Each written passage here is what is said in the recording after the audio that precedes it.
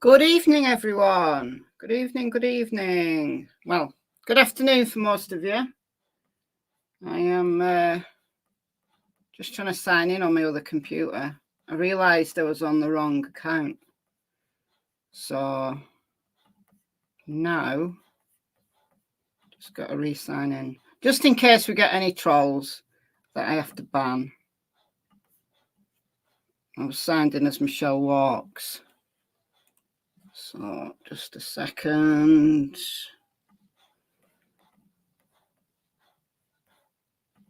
All right, I'm back. I am back. So if we get any trolls, I can time them out. I can put them on the naughty step. Oh. All right, I'm back. All right, hello everyone. Hope you're all doing well. It's been a nice day here. I'm very late coming to YouTube today because I've been out. I've been out and about. So this is a live stream that I intended to do, I don't know, maybe 2 weeks ago, and I never got round to it. And I think this is a good time, given that we've had the 3-day hearing. That's all behind us, and we've got to wait for Frances to do her thing and to rule on all of the stuff that she's took under advisement. At least Richard Allen is now in a county jail where he should have been all along. So if anything has come out of this 3-day hearing, that at least is positive, very positive. It's been going crazy today, has it? What, YouTube? I haven't been on YouTube. I've been out, and it's 6 p.m. here. And when I came back, I had about an episode and a half to finish on a Netflix series that I've been watching. So I watched that.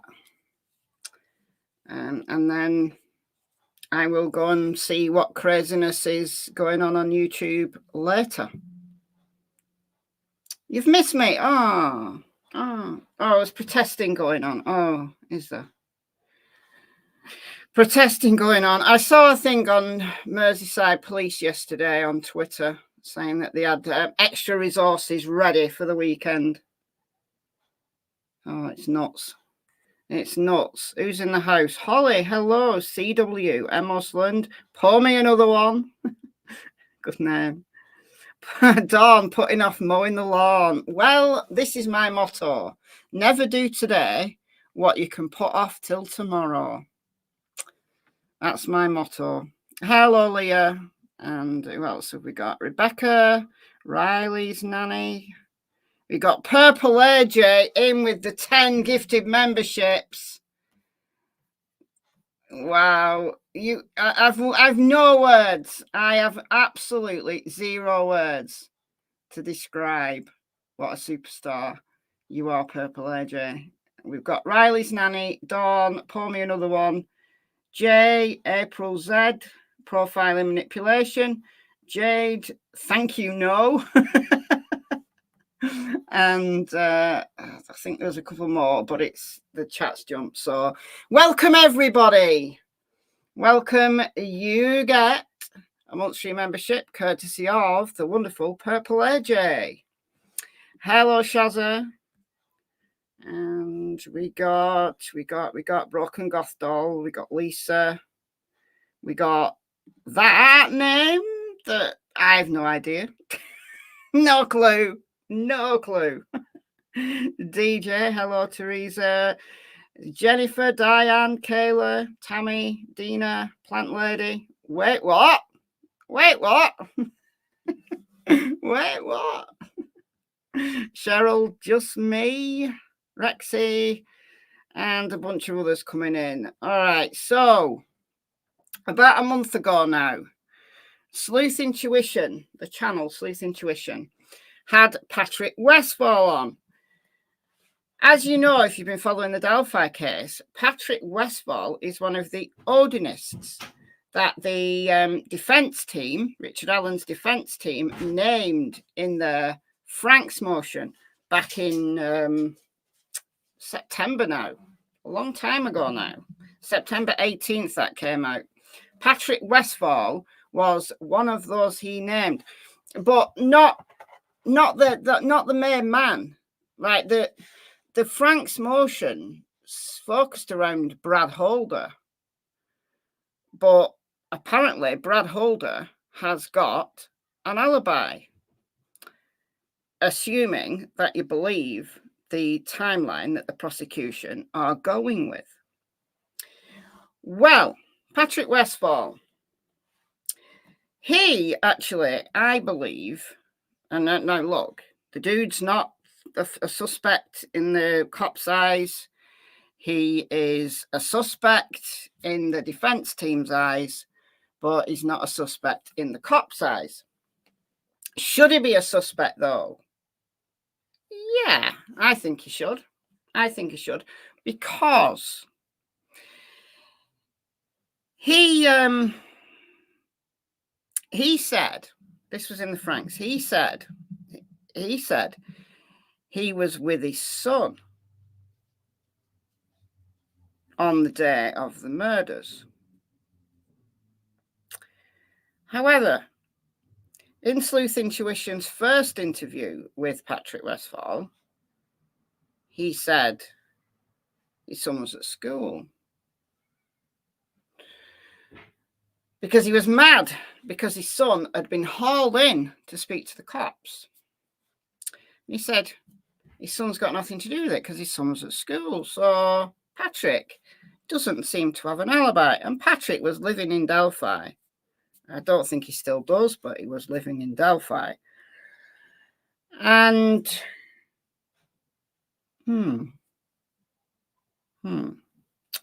but he's a tricky character. A tricky character. A1 Way Street member for 3 months. Thank you, thank you. Yeah, the timeline is shy. No evidence of life for Libby from the 11th. Oh, I wouldn't go that far. No evidence of life for Abby from the 12th. Oh, I wouldn't go that far. I wouldn't go that far. I think we have to,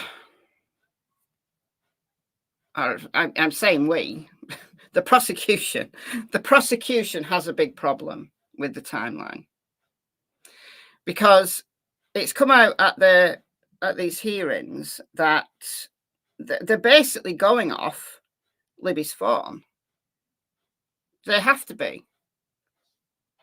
Now, it didn't give us any indication in the PCA when Richard Allen was arrested. Didn't give us any indication whatsoever about the timeline, other than Richard Allen turning up at the trails at 1:30 and then telling Dan Dullard that he was at the trails right at the time of the murders, and then Sarah Carbo seeing him, well, a man that they say is Richard, walking along County Road North at 3:57.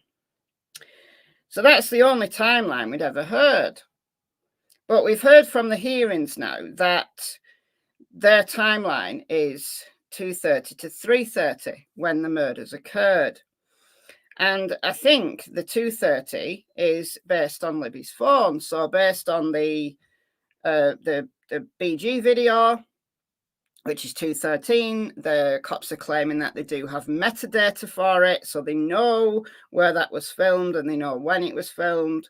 43-second video, and the defense team have that video. The defense team can look at the metadata. The defense team can do all of that and verify it. And then they're going off the health app. So on Apple iPhones, there's a health app. It comes with, like, it's just part of the phone. It comes with, and it records your steps and your how far you've walked. I don't think you can even delete it. You can hide it, but I don't actually think you can delete it off your phone. And I know this. I know this because I've got an iPhone. I've had iPhones for years.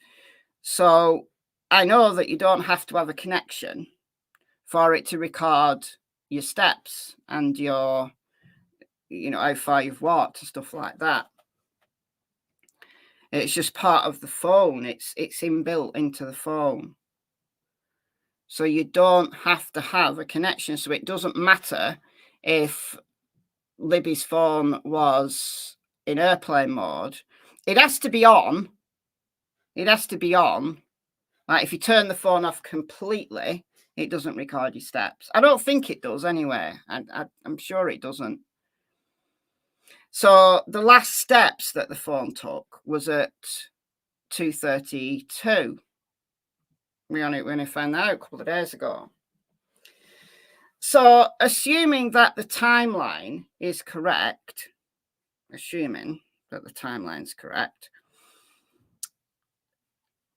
the prosecution have a problem. The prosecution have a big problem because of Libby's phone. They're telling us that the timeline is correct because of Libby's phone, but I need an explanation as to why 15 text messages came in at 4:33 a.m. on the 14th. Why did they all come in together at 4:33? There was a ping. There was a phone ping to the tower at 4:33, and then 15 messages came in. And that has been confirmed. That's been confirmed by the cops. They hear him. So I can't get my head around that. I can't deal with that. I can't deal with that. Anyhow, we want to focus on Patrick. So Sleuth Intuition had an interview with Patrick. I'm going back quite a while now, several months on the phone. And then he had him on the channel. He had him on his channel. So what you're seeing on your screen is my favourite Patrick Westfall quote of all time from that first interview. But then Patrick came back last month for another interview. Actually, it was a Q&A. So people rang in and asked Patrick questions. So I was going to review it a couple of weeks ago, never got round to it. So I'm going to do it today. I'm not going to review it all. I've just got some like select bits that I want to just talk through, given that we've got a lot more information now. A lot more information. But I just want to play you this, my favourite Patrick Westfall clip of all time. Patrick is such a racist. I'm sure that he wouldn't mind putting this on a t-shirt and walking about in it. Such a racist. Such a racist. All right, listen to this. Listen to this. So this is Sleuth Intuition from the first interview. Had any interracial...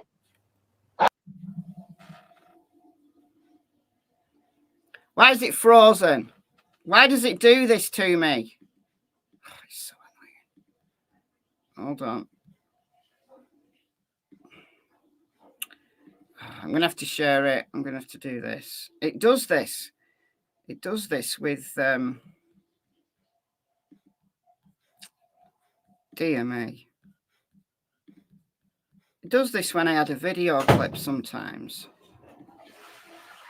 All right, I'm going to have to share it like this for now.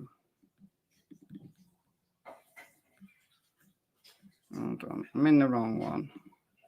Please hold 1 second. Here we go.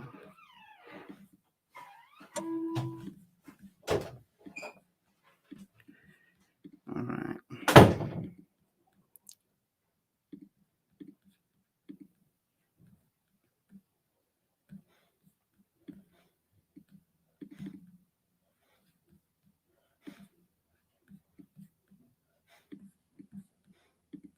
Nobody in Vinlander had any interracial ordeals. Just like a lot of other people in standard society, you know, because somebody doesn't agree with it, doesn't mean anything bad about them as a character or person, you know. there's tons of different kind of bears, but you don't see polar bears going out and being in relationships and breeding with black bears. You don't see red flags. You wouldn't be. Can you hear that? Can you hear that? You can hear it, can't you? Any kind of a probate or patch holder, if that was the case. There's plenty of supporters that had mixed kids and other kids like that, but it's not as a patch holder, no. Could you be a black person? No. It was Europeans, man. That was it. There's plenty of all black clubs out there. There's plenty of groups that are all Mexican, Spanish clubs. This was one for Europeans. Oh,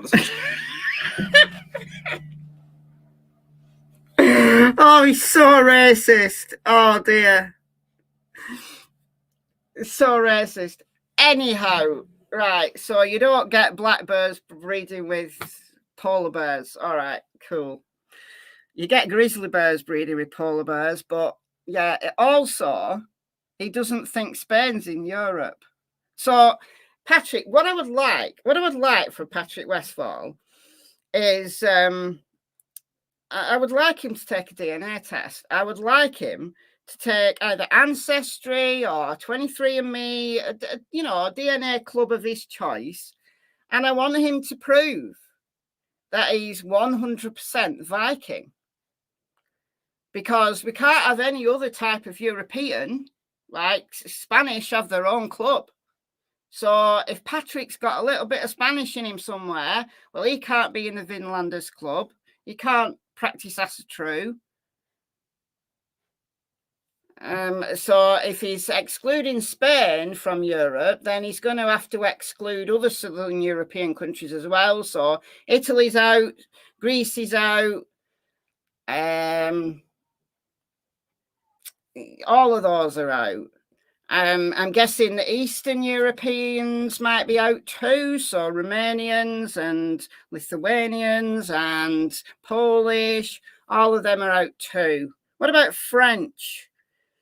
French are a little bit Viking. You can maybe you'll keep France. What about the UK? Maybe we're all a little bit Viking as well, or at least a lot of us are. Even I am a little bit Viking. So I say though, if Patrick's excluding like certain types of European from his Vinlanders club, then he surely has to prove, as the main man, he has to prove that he's 100% Viking. Viking was a job just like a farmer. Yeah, I know. But there were certain countries that the Vikings came from. So you got Norwegian Vikings, you've got Icelandic Vikings, you've got Danish Vikings. Did Sweden have their own Vikings? I think they did, but they went east. So I'm open to him, being Danish, Norwegian, even Swedish, Icelandic. I'm open to all of them. But he's got to be pure. Surely he's got to be pure. You like the series, does that count? You're Norwegian, all right. Well, you could be in his club. Okay. So he needs to prove it. All right. But let's get serious. Let's get serious now. And let's do this. I'm going to reshare this in a sensible format. All right. Let's just refresh on this that came out at the hearing. So this is what Amber Holder said, and we've heard most of this before. Certainly I have anyway, about Patrick Westfall. So Brad Holder and Patrick fell out. Patrick, in his interview with Sleuth Intuition a few months ago, he said that they fell out because Brad was a Christian. He was, I don't know, double dipping. He was, doing the as a true rituals and carving his own runes and, being all up for Odin. But he was also going to Christian church. And Patrick couldn't have that. So he took Brad's patch and they fell out. Now, Amber on, when was this? Thursday. What day are we now? Wednesday or Thursday. I can't remember when day 2 was. But she actually confirmed that Brad was a Christian, a 6th generation Christian. So Brad was toying with going to Christian church and then carving his own runes. And, it just wasn't pure enough for Patrick. So Amber did confirm that. However, what she also said was that Brad had told her that Patrick murdered Abby and Libby. So she has said this before. But we've only ever heard it before from the defense, like secondhand, in like in a motion or a memo or something. But this is from Amber Holder's own mouth under oath. So we do have to, take this seriously. Take this very seriously.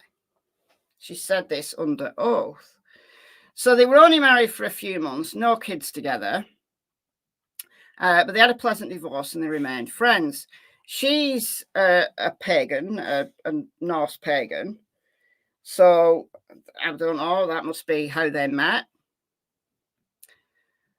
But Brad and her continued to be friends, and one time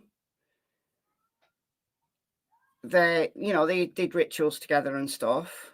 But one time she was with Brad and Logan being the younger son of Brad. Logan, of course, was going out with Abby. He was Abby's boyfriend. So he missed Abby.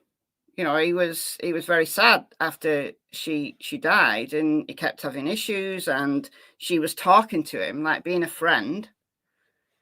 And this particular day, Brad was absolutely wasted, and it all came tumbling out that Patrick did it. Patrick did it, but you've got to keep your mouth shut or he'll kill you.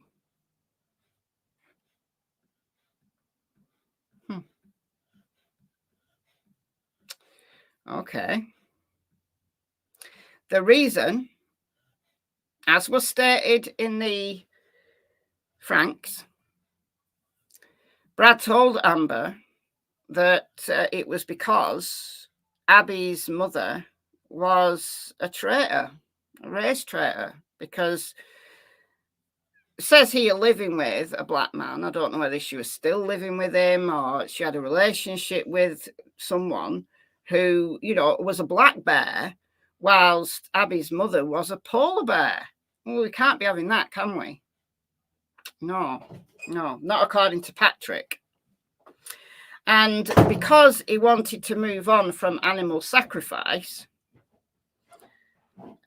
presumably he felt that human sacrifice was the next step up. This is all according to Amber, but she said all this under oath. So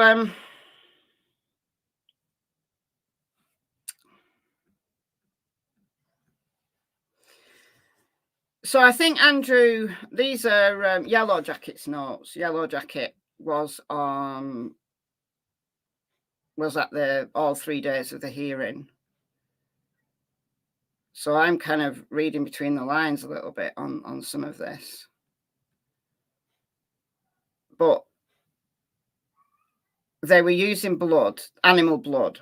So hunting an animal and then using the blood as part of their rituals. So that's what we heard from Amber. But, you know, she did confirm that Brad was conflicted between being a Norse pagan and a Christian. You know, it was more like he was playing at it. You know, he was actually Christian, but he was maybe thought that the Asatru, you know, the Norse, Odin, you know, it's all cool and it's trendy at the moment. And he probably thought that it made him a tough guy. Maybe he's a little bit racist and it fed into that. I don't know. That's just my speculation. But yeah, so Amber's spoken out. She said she never met Patrick. She only actually met Brad in 2017. They married very quickly and then got divorced just as quickly. Got divorced in 2018. So she doesn't go to Delphi. She doesn't go to Rushville, where the other gang of Odinists live. So really, she's only heard of these people. She's on the outskirts. Like, she's probably a true pagan, true Norse pagan, met Brad and, you know, fell in love for a short time. But they remained friends. All right, so that's just... that's Brad's side. Now, we haven't heard from Brad.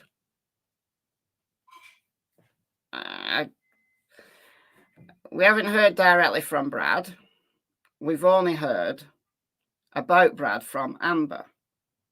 So we do have to think that, you know, Amber, I truly, you know, believe that Amber's telling the truth, that Amber's been told these things. You know, she's not making this stuff up.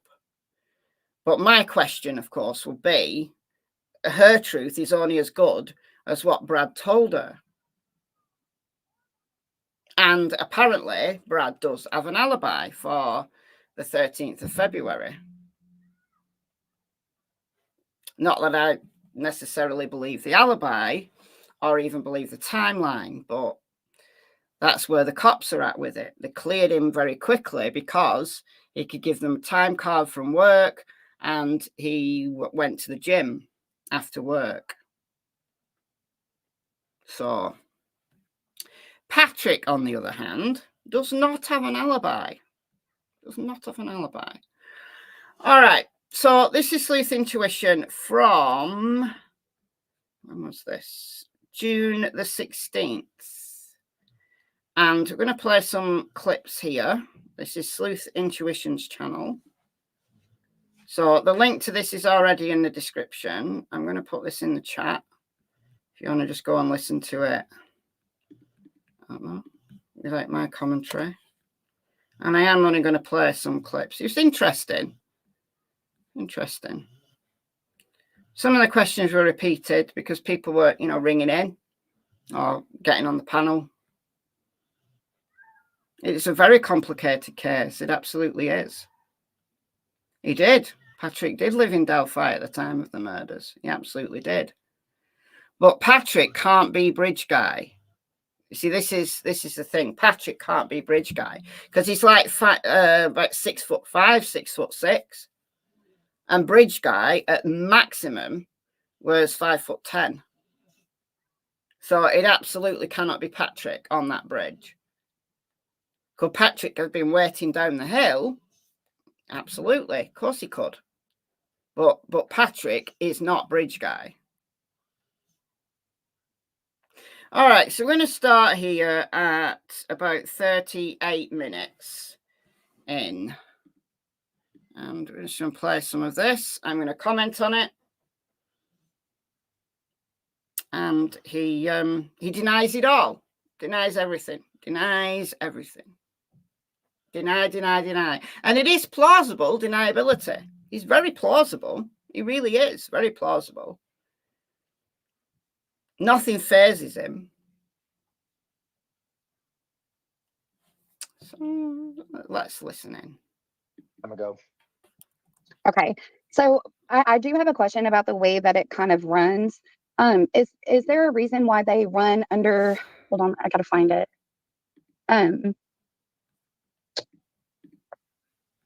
Let's see. It's like they run under MC rules or things like, can you explain like how that goes, that runs?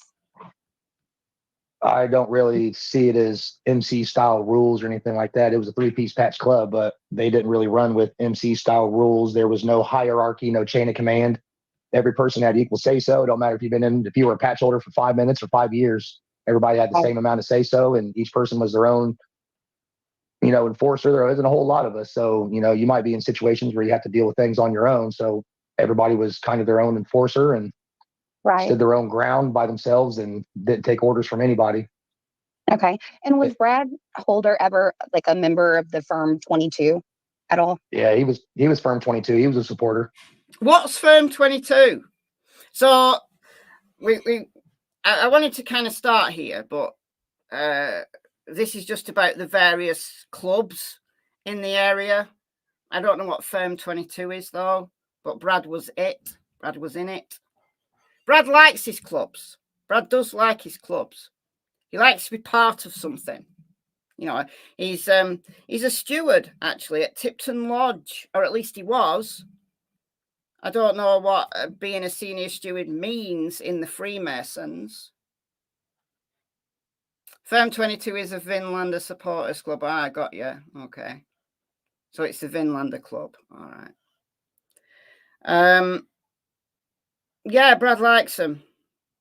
So Brad, senior steward at Tipton Lodge. Guess where Slicky Nicky got his Master Mason degree from? Ooh, have a guess. Tipton Lodge. Slick Nick and Brad Holder know each other. All right. So he's talking about the various clubs. He talks about some, I think, motorcycle clubs as well, but he's not into that. He rides a motorcycle, but he's not into that. Okay. But only because of me and association with me, it wasn't nothing that he would have done on his own or, people he would have been around if it wasn't been for association with me, to be honest. All right. So this is him basically saying that Brad would only been in these clubs. Basically, Brad is copying Patrick. Patrick is, the main man. So what Patrick says goes. So you can only be a patch holder in Patrick's club if you do everything right, if you're pure, you're not going to Christian church. And Brad only found Asatru because of Patrick. Now, they were in the military together. They served together. I think they were in Afghanistan together. And Patrick has been practicing Asatru for a long time. And Brad used to watch Patrick with his, rituals and stuff and was fascinated by it. And then they lost touch because I think Patrick got injured. So Patrick left the military. Brad stayed for a while. But then they reconnected like years later. And Brad became fascinated in Patrick's life, and Patrick is denying it. It's plausible deniability. He's denying everything. He's distanced himself from everybody that's been named. Like he distanced himself from Johnny Messer. I don't think I've got that in my clips, but Johnny Messer is another one. He's one of the Rushville guys. He's a nasty guy, nasty, and Patrick doesn't like him. Distance himself from him. Doesn't know Elvis. Elvis, of course, is the one who confessed, who knew about what happened, said he was on the bridge even before the girls were found.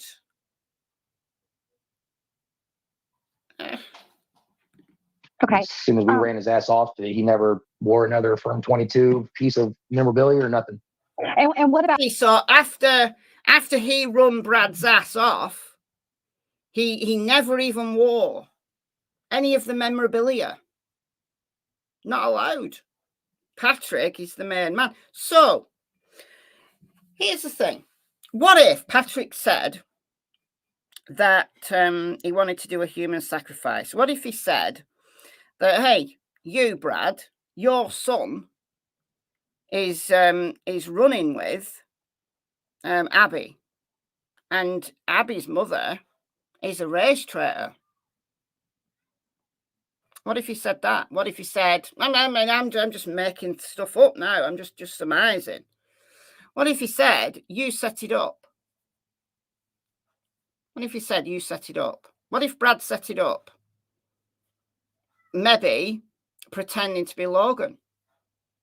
What if Abby and Libby went to the trails that day because they thought they were meeting Logan? I'm just making stuff up. All right. But what Patrick says goes. how was the date that he was ran off with you guys? Do you have kind of like a time frame for that one? I do not. Besides what people were talking about on his Facebook post about some argument out in the woods and ceremony gone wrong shit or something. It was around that time frame, but like I said, it was completely estrewed. It was in my living room in Delphi, and I know it was a Sunday because that's when he always came over, was a Sunday. So he remembers everything else, but doesn't remember when he fell out with Brad. I find that really interesting. I mean, look, he might not have known the day and the hour, but what about a year or even a month? What year was it? Doesn't remember. Right. So you're saying, like, just to put it in context, that you and Holder split ways, like the Sunday before the girls went missing, or was it like right as the girls were about to like go missing? It was before, and probably not too long before, to be honest. Okay. So around the time of then. What if it was the time of? Let's see, what else do I have here? Can I ask you about the video of you painting an F versus like an F at the crime scene? There's like a video apparently of you painting an F. There's a video of me trying to wedge. I honestly wish I could remember if it was a coin or a chunk of crystal. It was one of the two, and I was wedging it into the bark of a tree up on my tippy toes, reaching as high as I could. Yeah, that. Okay. I'm not painting anything. I'm wedging. I'm wet, like, when you have the bowl of the sea salt and the mead and the earth and everything that you would do during a ceremony. When the ceremony's over, you'll put that next to a tree because, Right. we're a nature-based religion. We have respect for nature. It's our church. I don't litter. I don't let anyone litter around me. We just absolutely adore nature and trees. And I was putting a crystal or a coin or something up in that tree as an offering to the landlights of the area. That's not painting or drawing or anything. It's just, that's more sensationalism by them asshole defense attorneys. All right. Well, it does look like he's drawing, but it was in Frank's one that Patrick was painting on a tree. They did say that, and Patrick was painting on a tree, and they were saying it was like about 4 feet or something at the same height as. So I don't know. And obviously Patrick's tall, so it's going to be like 7 foot, 7.5 foot, if not more, if not higher, that he's reaching up there, and he's not painting something on a tree. But we've heard at the hearing that perhaps it's not an F, perhaps it's an L, an upside down L. And the guy, no, he was the States guy. What was his name? Cesaro, something like that. A blood spatter expert. And he said he's done some experiments. I'm going to show you my experiment that I did. Hold on a minute. I'm trying to get to Amanda, member for 28 months. Wow.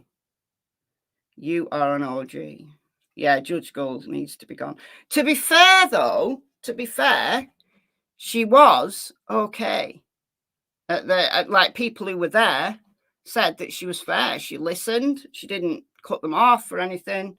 She listened. She was there until 8:30. You know, on day 3, 8:30 p.m. to, you know, give the lawyers the chance to have a full and frank discussion. When's the actual trial date? 15th of October, jury selection starts. But yeah, this Cicero guy, this blood spatter expert, said that he took vials of his own blood. I didn't go that far. I used fake blood. But Cicero did his own experiments on trees. And he thought that the upside down L isn't an F, but it's a palm and then a thumb. And it's in Libby's blood. And it's Libby, you know, maybe falling against a tree, like holding herself up against a tree or something. So I don't know. I'm open about that. I'll show you my experiment though. Just a second. I did two. All right, here we go. So let's say, for example, I only had a bit of wound here. So I've not cleaned my windows in like 2 years. I still haven't cleaned my windows. So this is fake blood. I was surprised about kind of how is drawing an F, AU, on a tree. Now, the bark on this tree is smoother by the looks of things than the tree that the F tree in the Delphi case was. But I was surprised how many times I had to go over it just to get a line. And that's what that Cicero guy said. He said, you can't just paint it on. You have to keep going over it. Now, if somebody wanted to paint a rune on a tree, you could just keep going over it to make sure it was, you know, and of course, it's, you know, it's not a strong line anyway. So I think it's been painted on. I do. I really do. But anyway, even though the bark on this is very smooth, and then even just to get a small horizontal, it was difficult. I had to keep going over it and over it.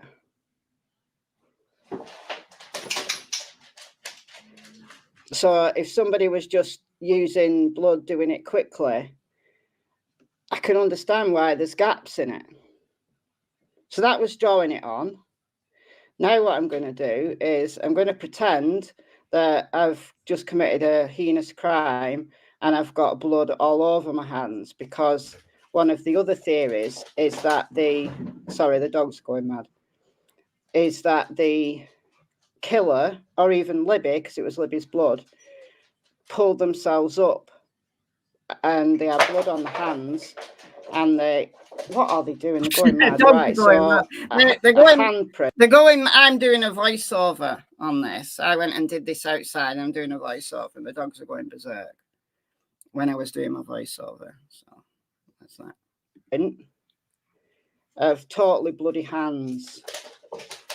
And it literally leaves a proper handprint.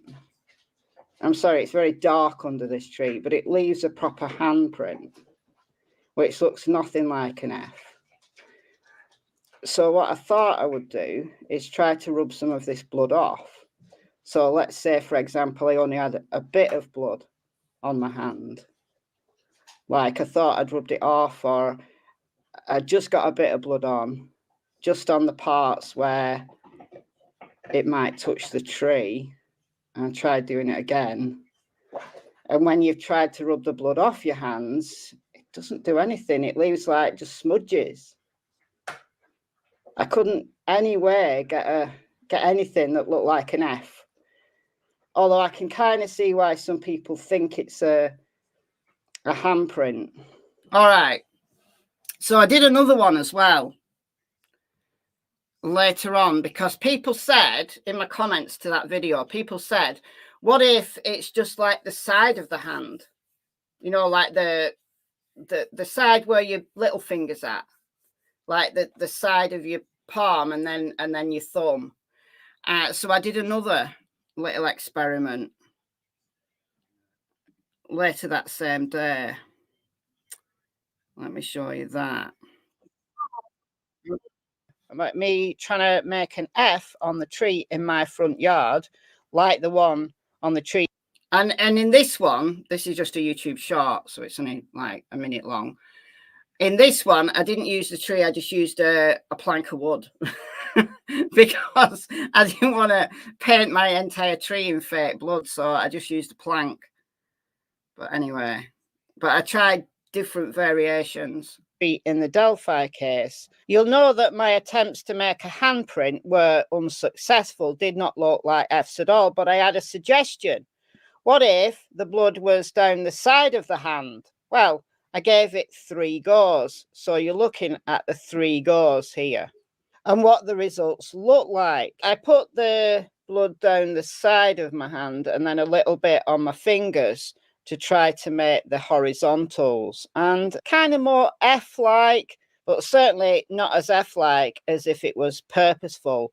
This drawing is just 1 stroke, re-dipping, another stroke, and then 2 horizontals, 1 dip each.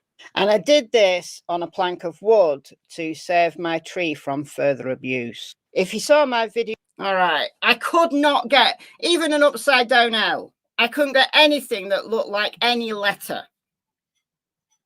It was just splodges. However, I tried like painting down the side of my hand and then all my fingers, just one finger. It splodges. It does not look like what was on that tree. It does not look like what was on that tree. I'm sorry. It doesn't. So anyhow, I think it's purposefully been put there. I do. All right, I'm going to move on a few seconds here. I'm going from memory. There's a few kind of questions that I'm interested in.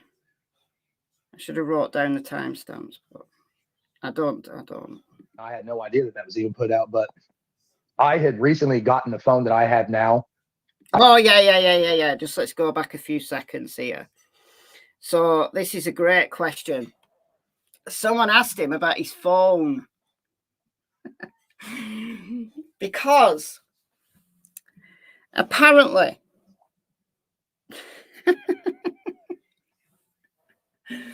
when he went to have an interview with the cops, like when they actually bothered to meet with him and they asked for his phone, when was that? Last year. So 7 years after the murders, 7 years after the murders, they decide to ask Patrick for a DNA sample and polygraphed him, which he passed. Answer me this. Has Richard Allen ever taken a polygraph?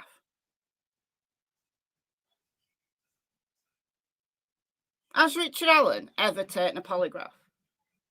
Just would like to know. Not that you can hold that much stock in polygraphs, but they've polygraphed Patrick? How do we know he passed? He says he passed. The upside down L, though, if it is an upside down L and not Fairhue, the F, that is actually a rune. I'll show you. It's called Lagus.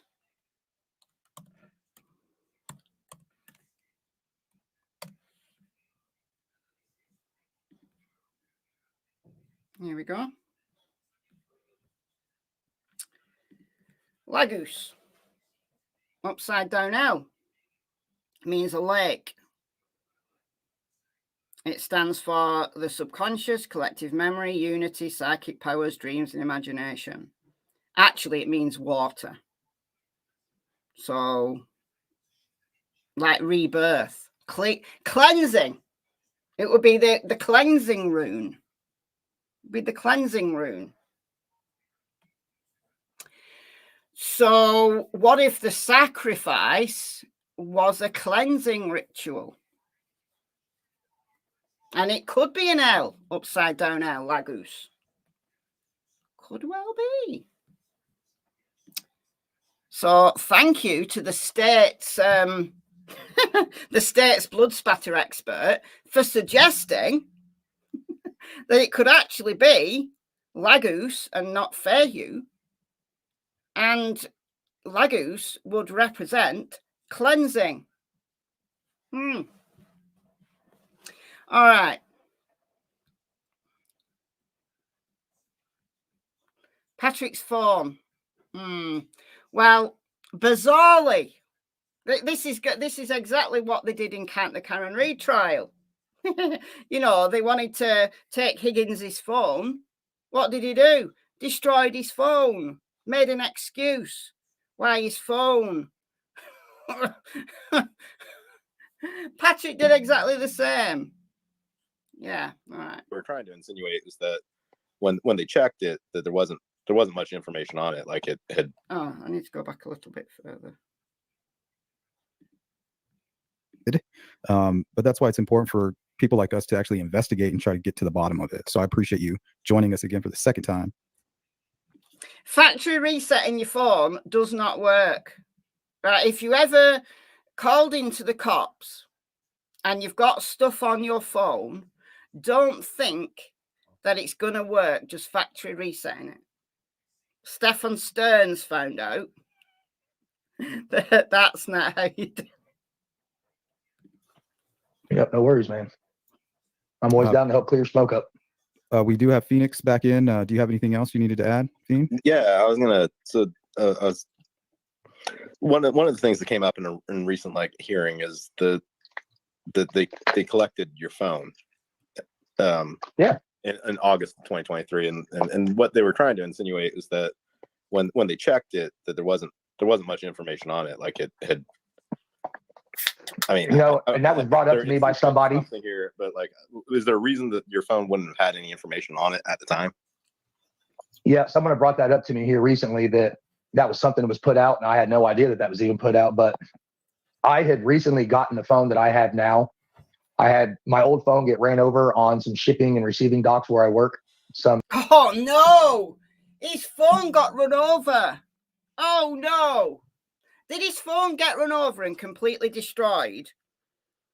Was it the exact day that he knew that the cops wanted to speak to him and take his phone? How much notice did the cops give him? Yeah. All right, then. Okay. Chick on a fork truck drove over my phone as it fell out of my pocket. And I had just gotten that phone not much before they had contacted me, and I went in to talk to him. But so he just got the new phone when the cops contacted him. Who'd have thought that having your phone run over by a forklift, and then just as you've got your new phone, the cops call you?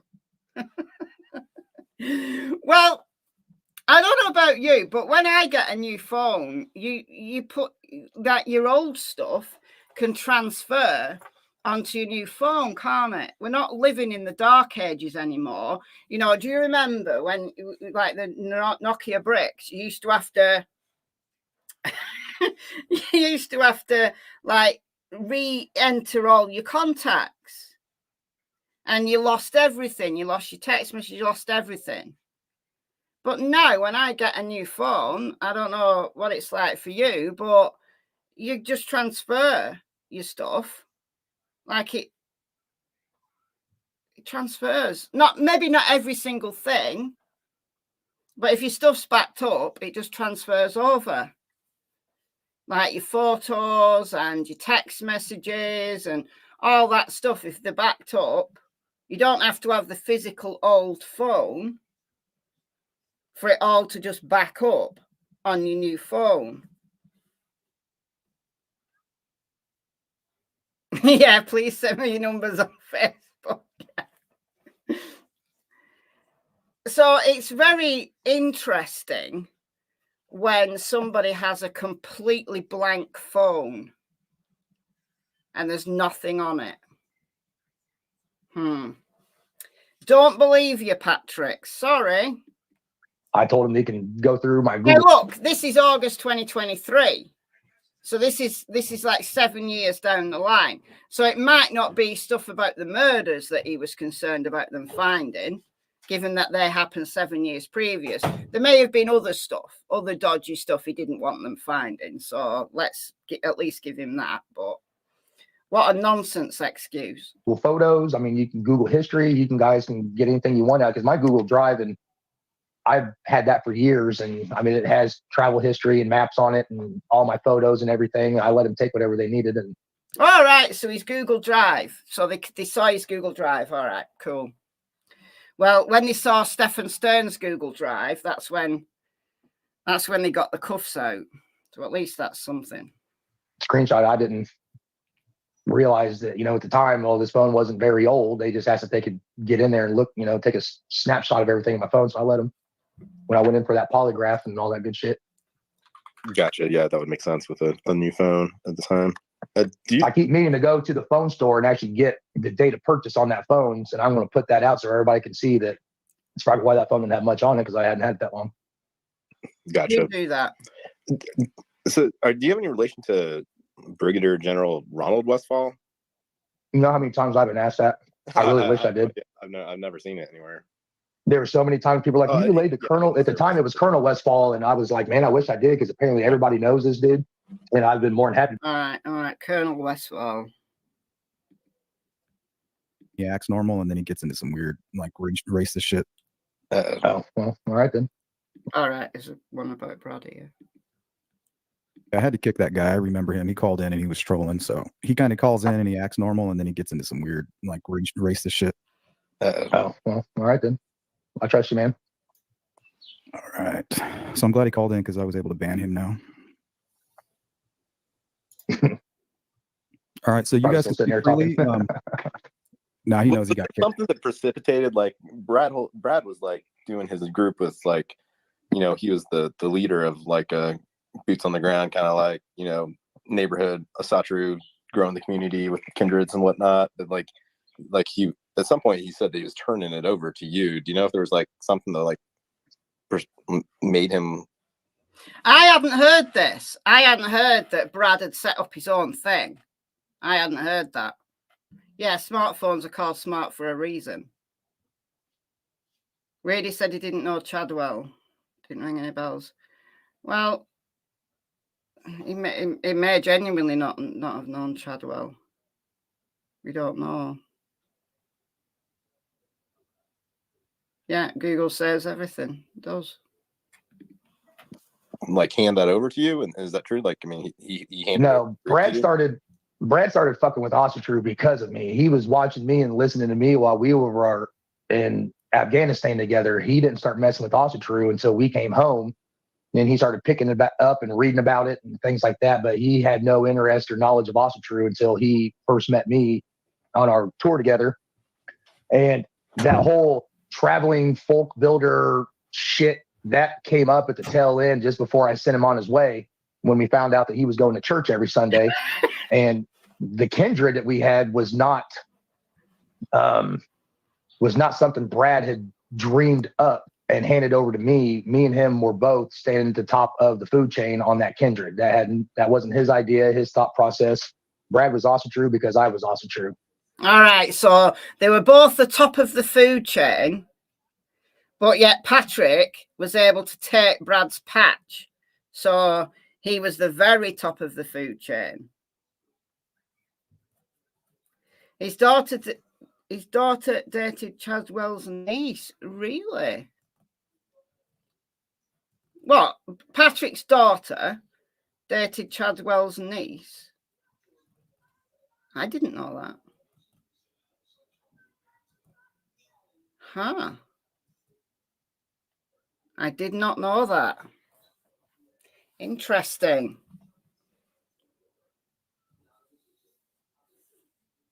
How can someone be a Vinlander and an Odinist and a Freemason? Well, you can wear a lot of hats. Vinlander is what Patrick prefers to be called. The Odinist, Patrick says, it's like the prison version. So they have like different names for like different groups. But it's all this, you know, far right, racist nonsense. So whether they call themselves the Sons of Odin or they call themselves the Vinlander Club or whatever they call themselves, they're the extremists. They're just extremists. Like Norse paganry is a noble religion. The Old Norse is a noble religion.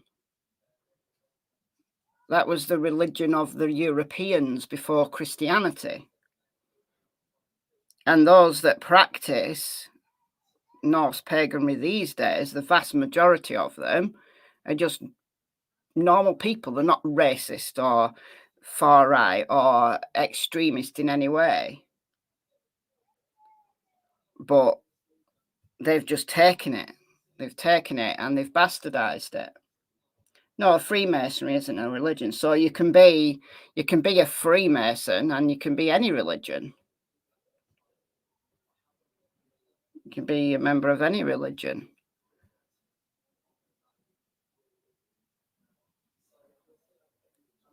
Bridge guy on the right. What, him? I can't zoom in.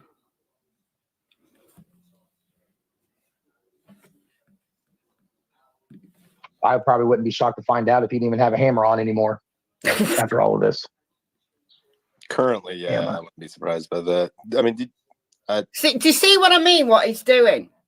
He's distancing himself from everybody who was named by Brad and Andy. Now, yeah, he may well have fallen out with Brad around the time of the murders. He may well not have spoken to Brad since then. But it's just interesting how distant he is from all of these people. It's almost like he's a man that stands alone. I mean, how can he be in a club when he seems to be this man that stands alone? Who discovered Libby and Abby's bodies? Oh, the searchers. The searchers who were out there.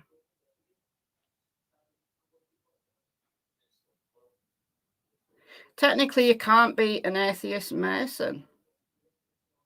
You have to have a higher power, but it's up to you what or who that higher power is. Okay. Get you. Damn, that's an old photo.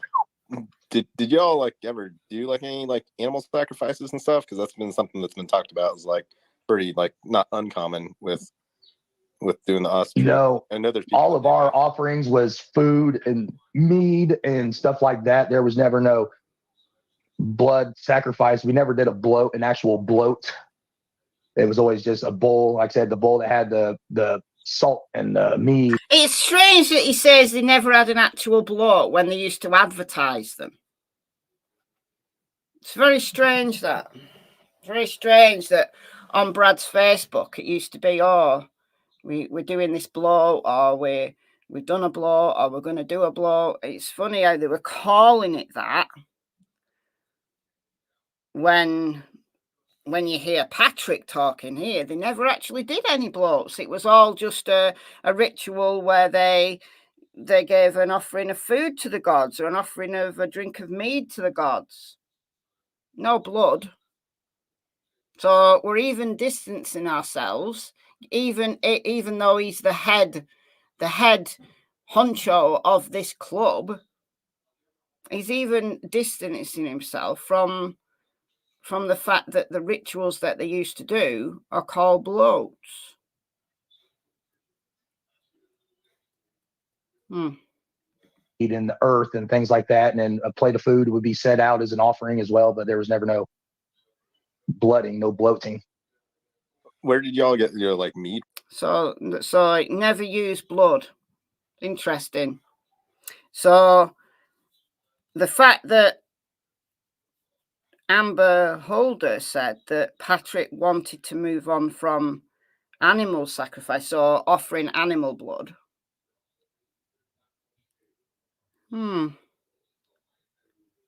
Yeah, I don't believe him. I honestly don't believe him. He's not doing himself any favors. From like, were you like into like, that's a kind of a niche kind of thing. Like I used to be really into like mead and, you know, craft mead and craft beer and stuff. So I'm pretty familiar. Oh shit, you go in and get we got a winery in Indianapolis, Oliver Winery. Right. They make actually a really good mead. It's Camelot. That's what I do. We just go to the damn store, the CVS, and buy 5 or 6 bottles of it to bring back to the house. We weren't brewing it. I had buddies out of state that would brew mead, and they were damn good at it. And when we could get our hands on a bottle of that, that was always a good day. But shit, man, we went to CVS and got our mead. And the girls would bless it. The girls would take it off to the side away from the men because only they knew the words and the process and the ceremony to bless the mead. And then they would bring it back around the guys so we couldn't hear what they were doing or see what they were doing. And then we would go about our ceremonies.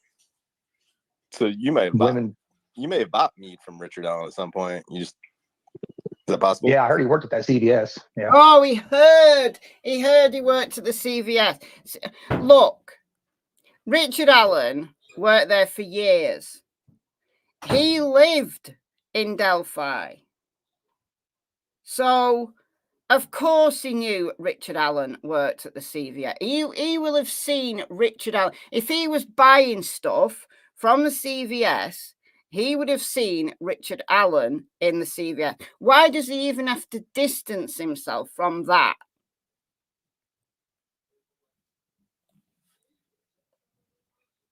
Which girls? The women who were there at the ceremonies. They do the blessing.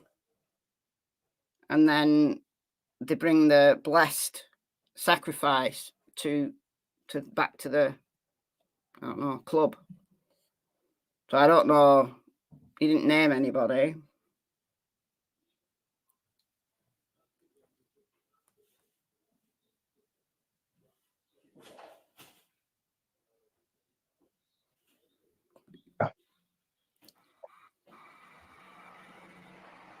I mean, we wouldn't ring it up at the pharmacy. We'd go up to the cash register and ring it up. But I heard he worked at the CVS there in Delphi.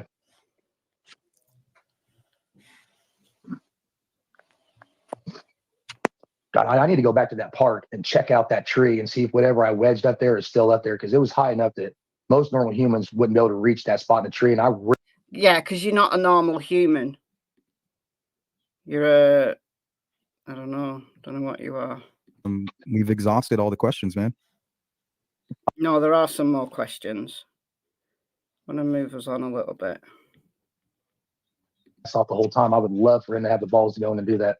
So you don't know That if man's he's an ever absolute taken a coward. polygraph. You don't know if he's He taking ain't taking one. That's kind of Yeah, strange. he ain't taking. Yeah. You ever Apparently suspected got him? something to hide. You ever suspected him of being involved? Hold on, who's he talking about? So he talks about Elvis. He's never met Elvis, doesn't know Elvis. Johnny Messer, in his first interview with Sleuth Intuition, he was very negative towards Johnny Messer. So he fell out with him as well. He might even be talking about Johnny Messer here. Fort Wayne, but he went in and talked to them a little.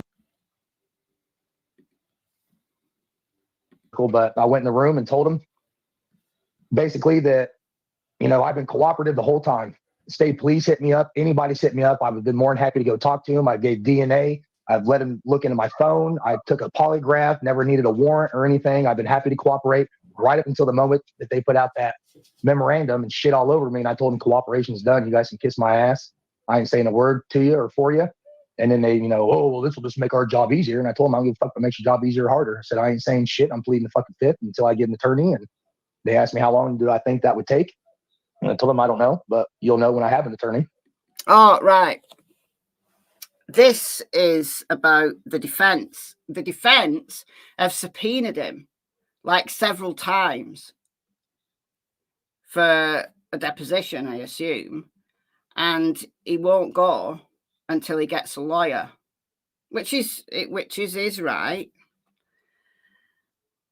But no lawyer will work with him. I didn't play. It was right at the beginning. If you go and listen back to this, it's towards the beginning that Sleuth, I think it's Sleuth, that asks him about is he going to bring a defamation suit against the defense team for basically rubbishing his name, and he said, I would, but no lawyer will take it. No lawyer will take the case.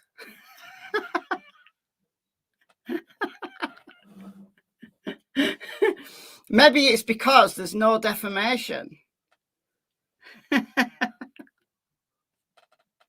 Believe me, you'll know when I have one. And what's going on with Brad? Didn't you say he kind of sat down? You heard through the grapevine he sat down with some folks. Yep, he went and they subpoenaed him in as well.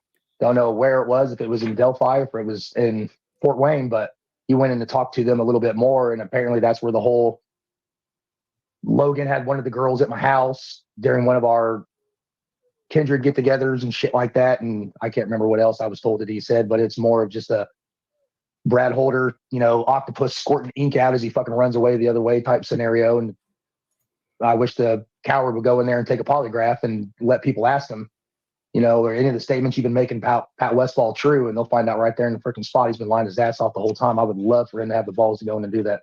Maybe he has. Maybe he has been lying, because Brad has said he lied. He lied initially and said that he'd never met Abby. Hold on, I'm just going to go and get my dogs in. They're barking outside. Hold on a minute. Please hold.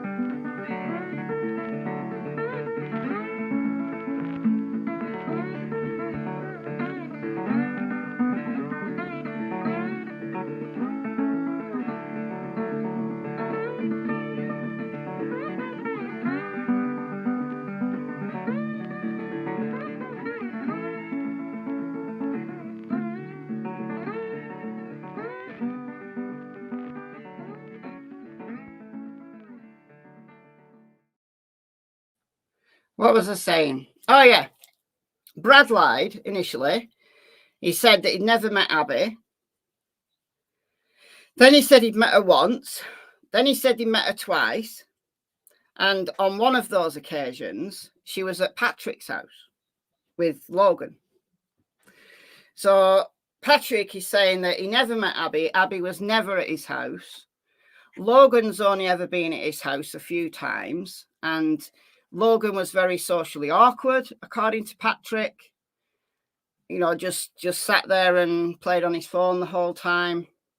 His kids are sociable and like to go running about and, do stuff in the woods and that. But Logan Holder just sits there on his phone the whole time. So distancing himself from Logan. I mean, it may be true. It may be true. Logan's a teenager. Probably did just sit on his phone the whole time. Who knows? But, yeah. So living in Delphi, doesn't seem to know anyone. It's a tiny town. It's got 3,000 people in it. Doesn't know anyone. Doesn't know anyone. Very strange. So you don't know That if man's an absolute coward. You don't know if he's taking one. That's kind of strange. He ain't taking one. Yeah. You ever suspected got something to hide? You ever suspected him of being involved? With how much his son had with the girls, and just the way the guy looked on the bridge at first, you know, I mean, there were some similarities and all that shit, but that man's just so weak-willed and has such a weak character about himself. Dude, I mean, dude's just an absolute cuck of a fucking human being that I don't think he would have it in him to kill little girls, to be honest. I mean, that thing's a pretty sadistic sick son of a bitch. Yeah, you mentioned it would take. Well, it does. It does. So he doesn't think Brad's a very good candidate for killing 2 girls because he doesn't have the stomach for it. Yeah, you have to be pretty sick, very sick, to do what he did to those girls. Heart. I don't know if that's what you meant directly, but a lot of people are asking, what do you mean by that? That it would take heart to kill 2 little girls. It ain't like stomping on a fucking pile of ants or smashing a spider on the wall with a fly swatter. You know what I mean? That's sentient beings. Those are living, breathing, laughing, emotional creatures. It ain't like being overseas and shots are coming out of the window of this building and you're just shooting back towards the building type shit. That's one-on-one, eye to eye. You know, that would take one serious human being to be able to do some shitty stuff like that. We have another Brad ain't caller. got that in him that I know of. Okay, thanks for clearing that up, Patrick. We have Scout calling. Scout, you're on with. So Brad doesn't have it in him. Brad doesn't have it in him. Interesting turn of phrase. Does Elvis have it in him? Because Elvis wanted to be part of the gang.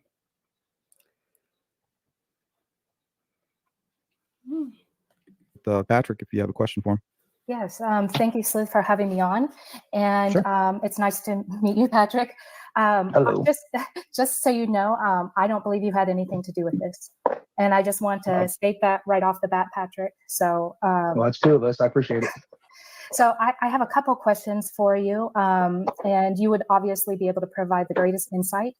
What is the Sons of Odin? Apparently, it's an MC that operates out. Apparently. Plausible deniability. Apparently. Doesn't know anything. He doesn't know anyone or anyone. Anything. It just doesn't. It just walks about in his little world and he just, apparently it's this. Apparently it's this. Patrick strikes me as the type of person who would want to know everything. Of Rushville, Indiana. At least they have a chapter there where that Johnny Messer shitbag lives. I was just informed of them not too long ago, and that there was a possibility that that's who was originally being investigated. Oh, it's a possibility. Informed about them just recently. Oh, come on, Patrick. You've known Johnny Messer for years. I've got pictures of Patrick and Johnny Messer together at these Odin events. Actually, they're not Odin events. They're not Norse pagan rituals. They're far-right, white extremist rallies or whatever they call them. Come on. You know Johnny Messer very well. You were friends for a long time. Might not be friends now, but apparently Johnny only had a probate patch. Was never a full-blown, I don't know what the word is. He was only ever a probate. But come on. Apparently, I was informed recently, possibly it was the Rushville lot that were investigated first. And then they found links to Delphi. So I bet Patrick is pissed that they found links to him. I bet he's absolutely pissed that he's been brought into this. Was a group called the Sons of Odin. I didn't believe they existed. I know enough MCs in the area.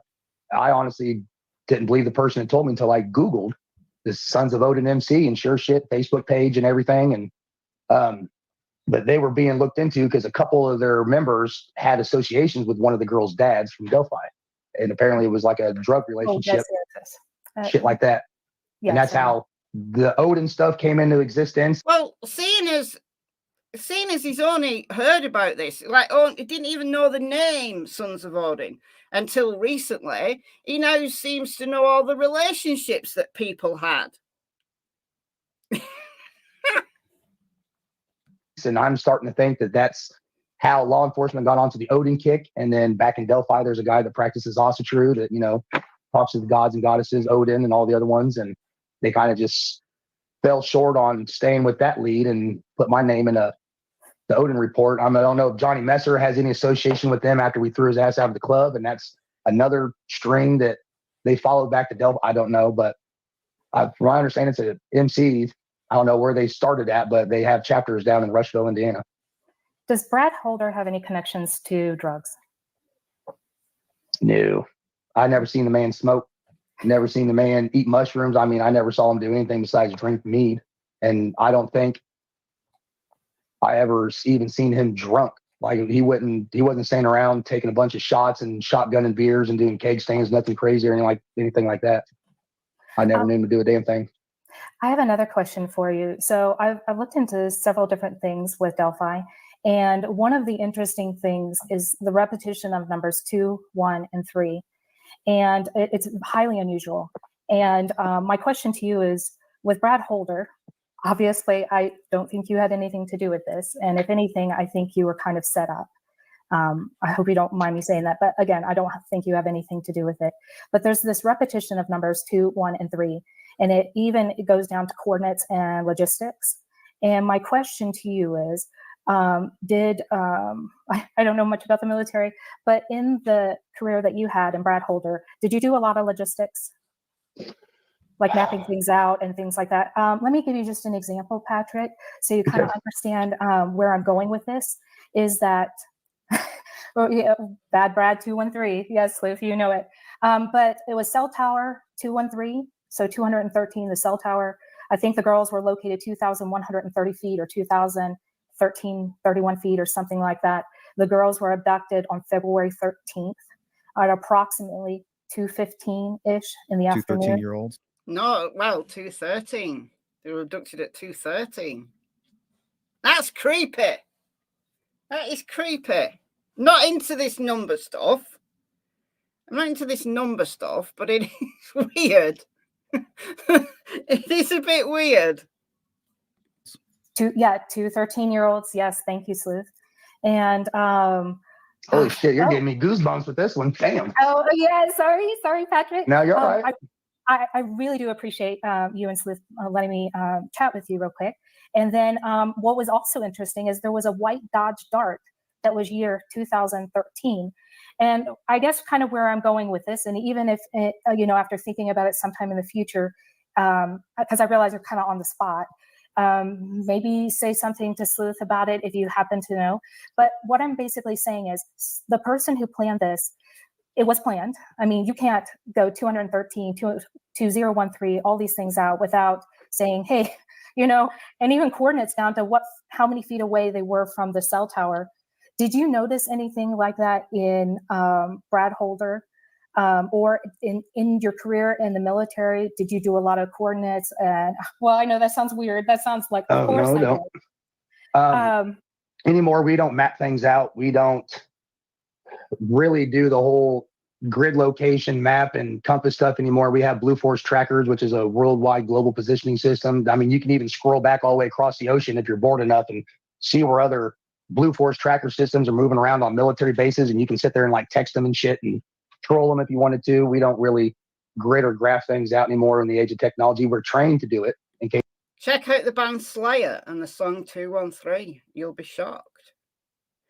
I will do later. Can't play it on the stream or else the stream will just get shut down.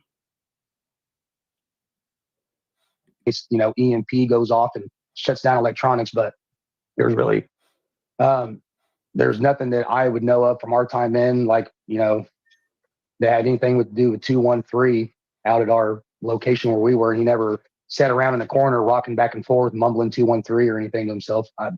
Honestly, I wish I'd give you more insight, because that's a lot of coincidences. Like you made my freaking hair stand up with that one. Well, if you have any ideas, please don't. That is a lot of coincidences. That really is. And I'm not one for these, numerology, that kind of thing. That is a lot of coincidences. Bridge guy video to 213. Abducted on 213. Cell tower 213. That's weird. That is weird. I'm going to have to check the coordinates of where they were found as well. That's weird.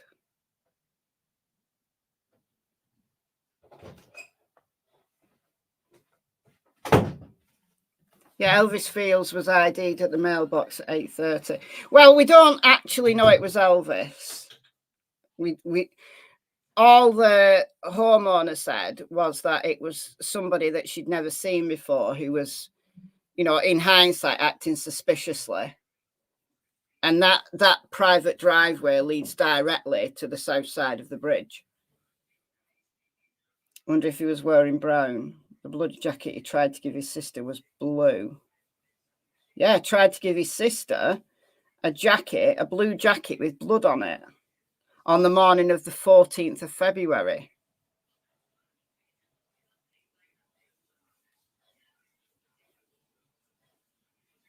So... please drop a hint, Sleuth.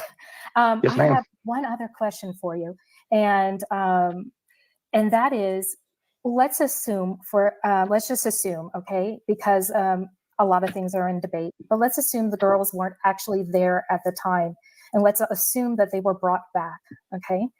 And then the two questions I have for you is, how do you think they would have gotten back to the scene if people had searched? I really like this woman. I don't know who she is, but I really like her because she's now going to ask him a question that he can only answer if he knows something about the murders. That's clever. You're good. Searched by there in the middle of the night, in the afternoon, you know, even paddling a canoe down the creek. Can you think of any way in the dark that somehow that they could have shown up? I don't know. You know, the parts of the trail I remember, it is so damn steep off the edge of that trail down to the water side. Like, it is ridiculous. Like, you can't find anywhere along that trail where you can just drop right down to the flat area, I guess, where the girls were. Seems to know this very well. Now, bear in mind, he did live in Delphi, but he knows this area very, very, very well. This is Scout. She's great. I don't know her. Does she have a channel? But listen. He knows this area very well. Except he'll not know anything. If you asked him a question, he wouldn't know anything. Or he only heard about it recently. Oh, it's only seen what he's seen on pictures. But get him talking like this, and he knows everything. Were found very easily at all. Like, it's treacherous, it's dangerous, it's a very, very steep drop down. It's not that bad. I mean, yeah, it's steep, but it's not that bad. I wouldn't like to be carrying a pair of dead bodies down there. But I think if they were taken away and brought back, I think they were brought back alive. I don't think anyone would have risked bringing them back dead, because it would have been a really awkward place to get them to. Why would you bring them back to the place where they've been abducted from? Like, dead. But I could see there might be a reason why they bring them back there in the night to do a ritual. Having said that, how would they get the phone back without the phone registering any steps? Well, obviously, they turn it off. But why would they then turn it back on again? If somebody did bring that phone back, why would they turn it on? Why wouldn't they just throw the phone away? Why would you bring the phone back? That Libby's phone is going to be the death of me, because there's so many questions now I've got about the phone. Like, why was it in a shoe? Why was it under a body? So it feels like it's just happened to be there, like when the killer was, you know, dragging the bodies into the final position, that the phone just happened to be there. But given that it pinged off a tower at 4:33, and then in the same minute, 15 texts came in. So that phone had either been off or in airplane mode and then switched back on for those texts to come in all at once. Because if the phone had been taken away, like taken away on, so it's no longer registering with that particular cell tower, but it's going to ping off some other tower somewhere else, those texts wouldn't all come flooding back in, would they? Because they'd have already come in. Like, they'd have been pinging off another tower, but they would have already come in at the time that they were sent or shortly after. So the phone had to be turned off and then turned back on again, or put in airplane mode and then turn back on again for all those texts to come in together. But why turn it back on? I don't understand why bring it back in the first place. But why turn it back on? Service was off. What do you mean the service was off? Yeah, if it was in airplane mode, the service would be off. They wanted them found. Oh, you might have just solved it for me. Ha. Yeah, they wanted it found. Yeah. There you go. There's the answer. There's the answer. After it's all done, because I've been racking my brains. I've been thinking, why would you bring the phone back? Why wouldn't you just destroy it and just chuck it in the river or something? And why would you turn it back on? But of course, it's so that it can be tracked. So they want, and they put it under the body. They wanted the bodies found. They wanted the bodies found in those positions that they were left in.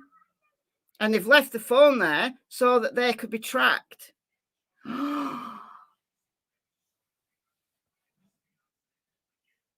So somebody did bring that phone back.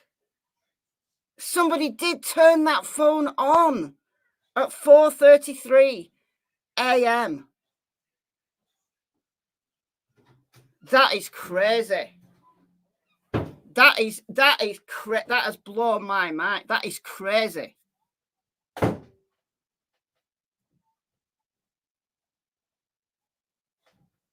At some point, but wouldn't that have created a ping? It did create a ping. When the phone came back on at 4:33, it pinged off the tower at 4:33 a.m. And in the same minute, 15 text messages came flooding in. So messages that, you know, people have been sending the girls, like, where are you? And that kind of thing. Damn. So unless Richard Allen was creeping about in the woods, turning the phone back on at 4:33 a.m.,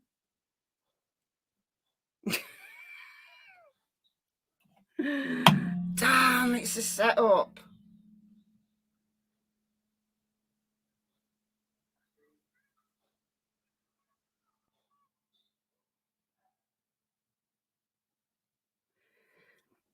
MP said it was pinging. Who's MP? Where's our ace pings? We don't know. Doesn't appear the Richard's phone, I don't know. I mean, Rick's phone must have been there.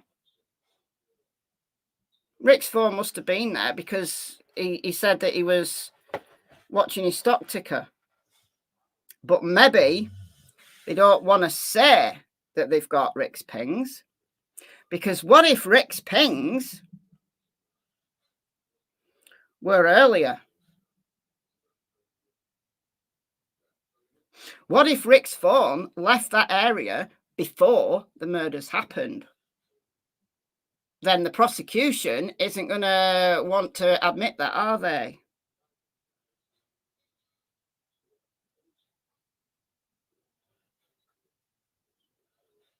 This case, they need to dismiss this case. This is an absolute shambles. Shambles. They can't just say that Richard Allen was there between 1:30 and 3:30 because he told Dan Dullard that, because Dan Dullard didn't record it. Dan Dullard wrote a couple of notes, which could have been, quite frankly, written any time. So there's no proof of what Richard Allen said to Dan Dullard in 2017. So they can't even prove what Richard Allen said as to the time he was there. What time did the guy offer the sister the blue jacket? The morning of the 14th. Oh, Dan Dullard that lied. Yeah, absolutely. He's a liar. They're all just lying. They're all lying. They're all lying. Perhaps the only person who's not lying is the one who's been stuck in prison, literally driven to madness for the last, well, it's going to be 2 years by the time it gets to trial. He's maybe the only one who hasn't lied. I always say I genuinely don't know whether he's factually innocent or factually guilty. But the more comes out, the more I've got to believe. I've got to, based on everything we know, I've got to believe now that Richard Allen is factually innocent.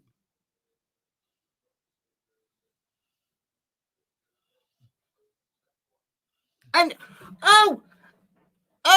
and did you hear? Well, you didn't hear it because you weren't there, unless you were there taking notes. And thankfully, the people who were there taking notes, such as Yellow Jacket, who's shared these notes with us very kindly. But Nick said, I don't know whether it's I could be able to find it in all of this. I don't know whether I'm going to be able to find it in all of this.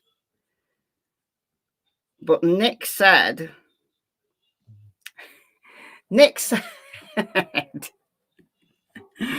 for the defense to prove that Brad Holder has anything to do with the murders, they've got to be able to prove that his DNA is at the scene. Well, okay then, let's follow Nick's standard and say, well, for Richard Allen to have done these murders, there has to be his DNA at the scene. And well, where's Rick's DNA at the scene? Because that doesn't appear. Because I'm quite sure if they had Rick's DNA at the scene, I'm quite sure that Nick would want to tell us all about it. No official time of death. No. I mean, look, having an exact time of death when somebody's found, been out there for like 24 hours, there's not going to be an exact time of death. But because they've only been out there for 24 hours, not under extreme temperatures or anything like that, they would have an approximate time of death. They'd need to know that. They'd know that from things like the degree of rigor mortis, like at what stage rigor mortis was at. So they'd have an approximate time of death. They'd know the difference between being dead for 24 hours or 22 hours and being dead for, let's say, 6 hours. They'd absolutely be able to tell the difference based on the degree of rigor mortis.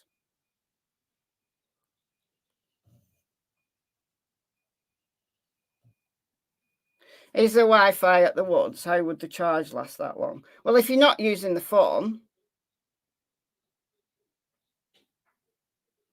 it just, turns the screen off and the charge would... but if the phone was actually switched off, for like hours and hours and hours, there wouldn't be any problem with the charge.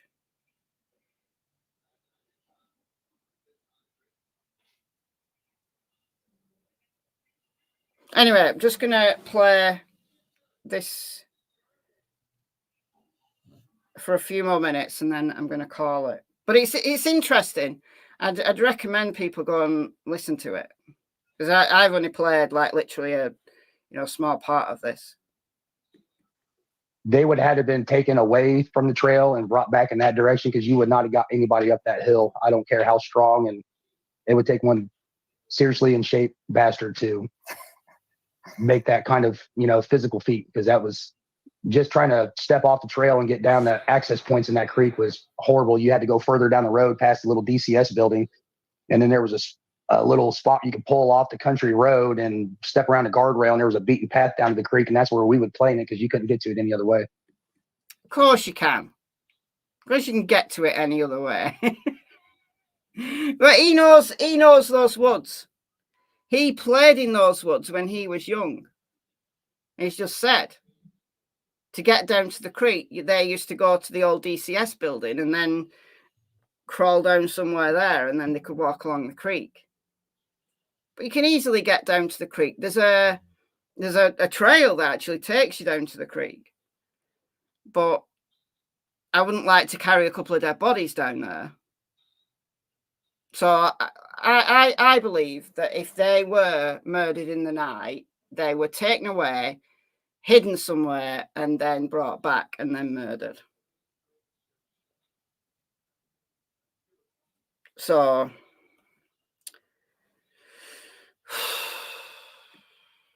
Not off the Monon High Bridge Trail, at least that I remember. Thank you. I have one last question, Sleuth. I don't mean to dominate.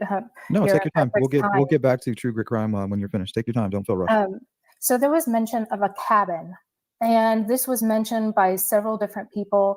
If it were just one person, I wouldn't think twice of it. But there was mention of a cabin, that the girls were taken to a cabin, not a shack, but a cabin. And I was wondering, is there an area, or I don't want to say in Delphi or something like that, but where maybe people would hang out, or something where, and I'm going to say specifically, just in my opinion, Brad Holder, that he might hang out at a particular cabin or something where people would be familiar with that. I don't know. As far as I always knew, if that man was in that town, he was in that town coming to my house. I don't know of any little shacks or garages or cabins anywhere out on the borders of Delphi that was a hangout spot. All the kids hung out in town at the few parks that there were, and there's really nowhere to go or anything to do in Delphi for anybody. And there's no outside of town little shacks or cabins. Once you step outside the city part of Delphi, it's all Amish territory out there. There's a lot of German Baptist and Mennonite and Dunkard communities and stuff. And any shacks, barns, or buildings out there, I'm sure they're being used quite frequently by the old order, if you want to call them that was out there. And nothing that I ever knew of, at least. What is the old order? Is that Amish? Yeah, the Amish. Okay, thank you. Yeah, you're right. I thank you for your time, Patrick, and I thank you, Sleuth. Look, I'm sure there are old cabins and stuff like that out there, but it does beg the question, where would the girls have been taken if they were kidnapped from the bridge, where would they have been taken?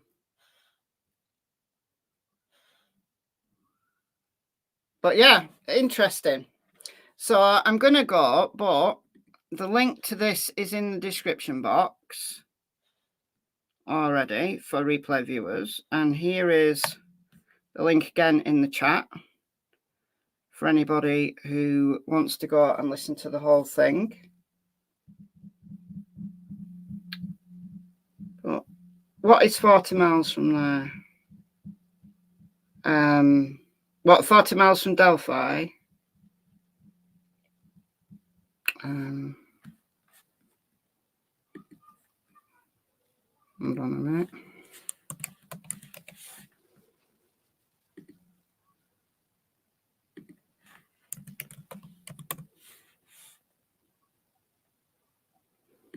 There's a place called Delphi in Greece, apparently.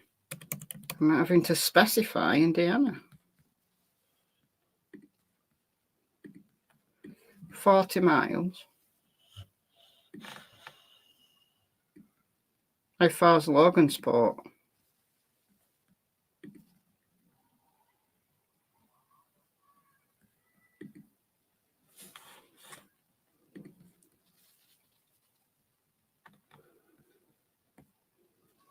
$10 miles. I don't know what's 40 miles away. It's 40 miles from me there.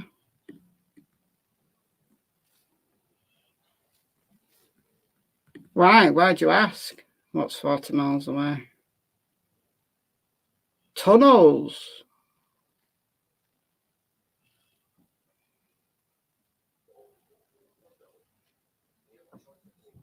Brad Holder lived in Logansport.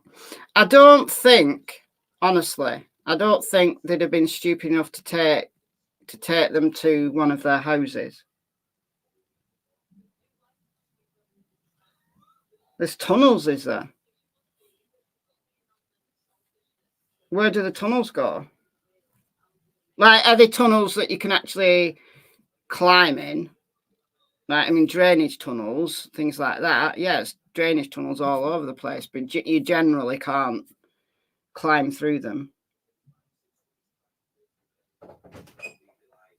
But if they're actual tunnels, like we've got proper tunnels around here, like takes the river under like the roads and stuff. Like we have proper tunnels. They're good.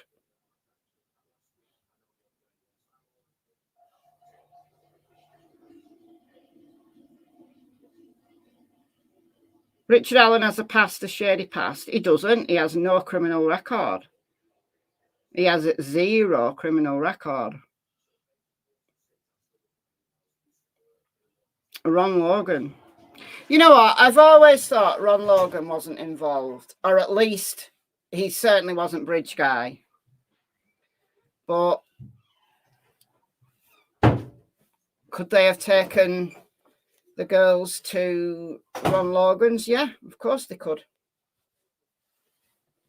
Could he have been aware of what was going on? Of course he could. Did they actually connect the case in there found? They said they did. But I think that it's very unsettled science. I mean, look, ballistics, like matching a fired bullet to a particular gun, there's some reasonable certainty to that. But an unspent round that hasn't been fired, the science is very, very unsettled. Because all it would have would be extractor marks. And can you really, really match one unspent round to one particular gun based on just that? I think the defense will be able to get an expert that would clear that one up for them.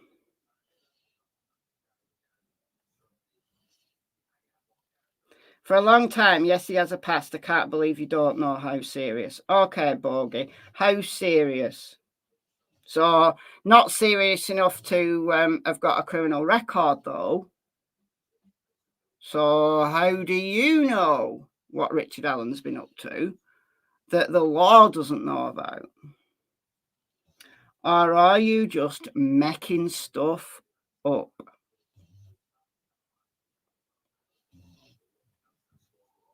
Yeah, unspent round could have fallen out of an officer's belt weapon. Exactly. Could come from anywhere.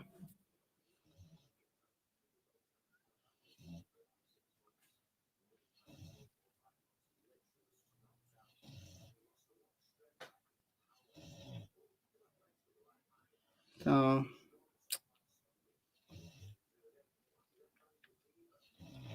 any new news on Seb? Do you mean Sebastian Rogers? No.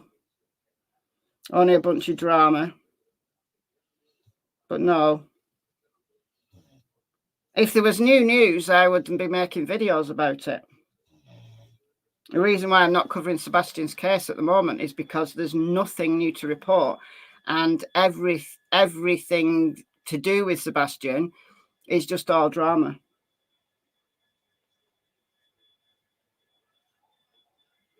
I can't watch it.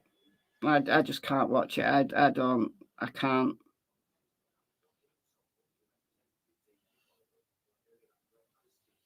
Anyway, I'm going to go because I've been on here for nearly 2 hours. So I thank you all for joining me. And let's hope that Frances Gull continues her pleasant dealing of this case, that we've got over all of the nonsense that she's going to throw at the case, and she actually judges this case fairly moving forward. I'm not going to hold my breath, though, just because by all accounts she was pleasant at the hearings this week. I'm not going to hold my breath. Thank you, Rachel or Rochelle, for the 10 Canadian dollars. That's very kind of you. Thank you so much. What's the deal with BG? Is it true the guy was traced, interviewed, and released? No, that's not true.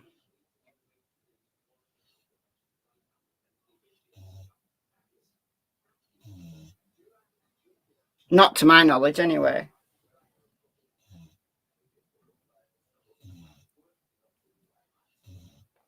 Yeah, let's see if she rules on anything. Oh, she'll rule, but what's her rule going to be?